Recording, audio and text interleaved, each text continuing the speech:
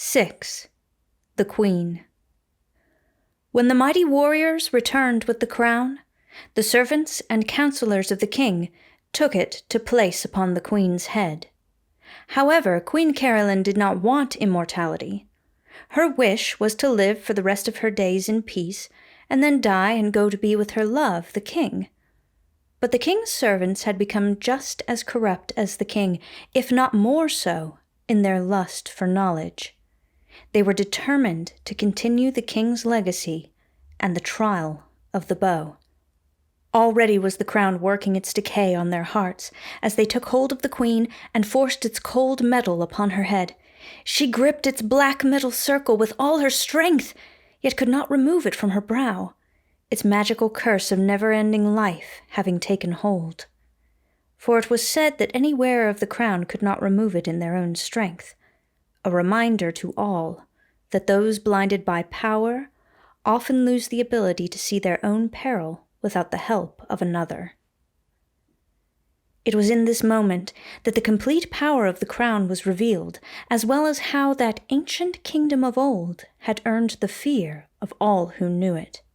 With the power of immortality also came dark, magical power, corrupted and cruel. So great was the queen's grief that she would never again see the king that, in a blast of sorcery, she slew all the king's servants who stood before her. She ascended to the throne room and decreed that if she could not be with the king, then all would forget his reign, including herself. She changed her name to GLaDOS, the Cruel, for with the power of the crown her fairness had fallen away. She became sickly pale, unnatural black lines covered her face, and her hair turned white as death. Darkness fell upon the land, and all who were not within the castle fled. With the memory of the king now gone from her fallen and power-crazed mind, the trial of the bow, the passion and obsession of the previous ruler of Aperture, became hers as well. Thus, in cruel irony and to the despair of all, she took up the task that the servants of the king had forced upon her. The power of the crown intensified this obsession even more, her mind adding to the poison within its cold metal. 7. The Prophecy. The castle gates were shut, and GLaDOS hunted down all the learned men of the king, those who had aided him in the seeking of the crown. These men she slew without a thought. One such learned man was called Douglas. He was a pale, nervous, dark-haired man whose eyes were always wide open and darting about, so people called him the Rat Man. He knew the calamity that the crown would bring, and on the day of the king's death he fled in haste into the depths of the labyrinth, to escape the deadly wrath of Queen GLaDOS. In the hidden passages and secret spaces within the walls of the labyrinth, Douglas stumbled upon a curious creature. Perhaps she was one of the less fortunate subjects in the king's trials who had gotten lost in the labyrinth. Perhaps she was some unknown creature that had crawled from the depths when the tunneling began many years ago. Douglas could not tell. She was a small, squat, elven creature with bright red eyes.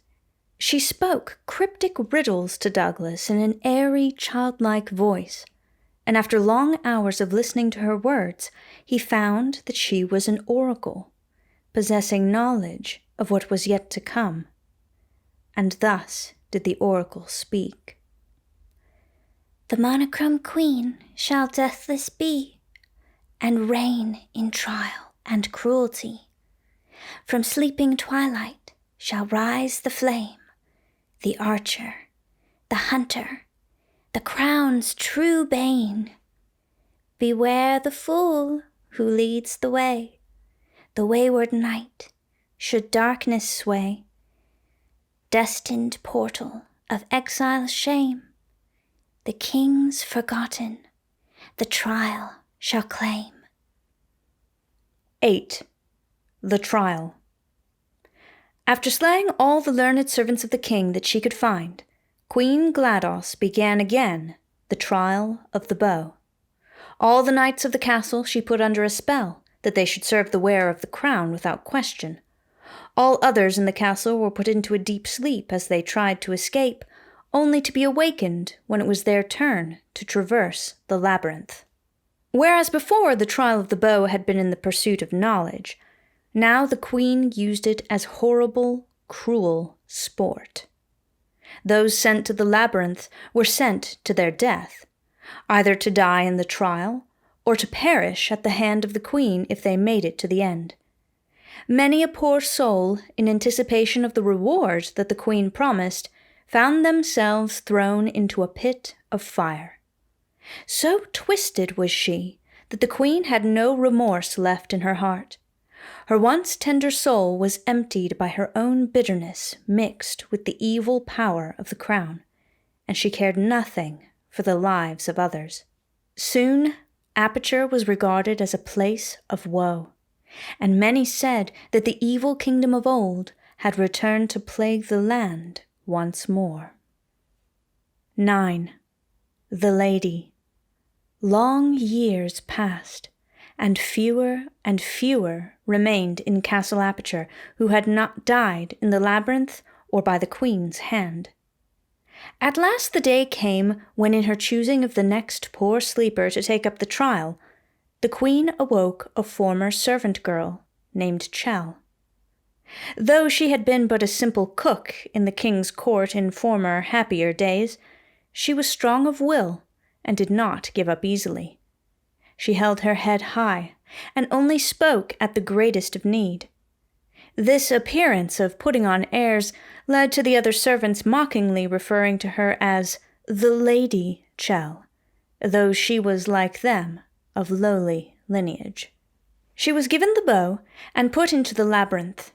She solved the first chamber with ease, yet over time, as it had been for those bow-wielders in the early days of the king, the trial became more complex. In one particular chamber, where the red stone to open the door was on a high ledge, and its block even higher, the Lady Chell did something that none of the other wielders had ever done. While most had used the bow to allow them to reach the block, and then take them, carrying the block, to the red stone, the Lady Chell used the bow to bring the block to the red stone in one movement. By firing an arrow at the base of the block, and a second arrow above the red stone, the block would fall through, and the trial was completed without her taking a single step. These unconventional ways of thinking and puzzle-solving skills increased in Chell as she passed from one chamber to another. At times she would use the bow's opening and fall from a great height into a second opening to launch herself into the air to reach the various objects she needed. Her orange cloak, a type of garment worn by all those put into the trial, streamed behind her as she flew. And thus did the oracle prophesy truly to Douglas when she had spoken of the flame.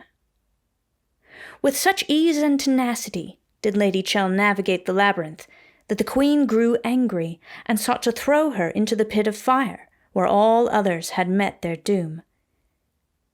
But even as she fell, Chell used the powers of the bow to escape. 10. The Defeat.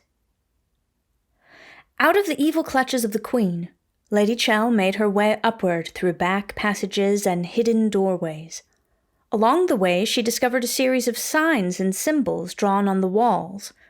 Though she was unaware that Douglas, still in hiding from the queen, was the artist behind these shakily painted symbols, she learned to trust them, since they were always helpful. The signs led Lady Chell higher and higher, until she found herself in the very throne room of Queen GLaDOS. The queen was furious, and through the dark power of the crown she hurled a great ball of fire towards the young woman before her. Yet so cunning was Lady Chell that she again used the bow to quickly make an opening behind her, and then an opening behind the queen. Just as the ball of fire threatened to destroy her, Lady Chell stepped aside, and the fiery projectile passed from the first opening and came out of the second opening behind the queen. It smote Queen GLaDOS violently in the back, and she fell to the floor unmoving. And thus was GLaDOS the Cruel defeated. Lady Chell rejoiced in her freedom and ran to the castle gate to leave Castle Aperture. Yet as she took her first step across the threshold, she suddenly fell into a deep sleep. For indeed, GLaDOS, though dead, still wore the crown, and her spell of sleep still kept all her subjects trapped inside.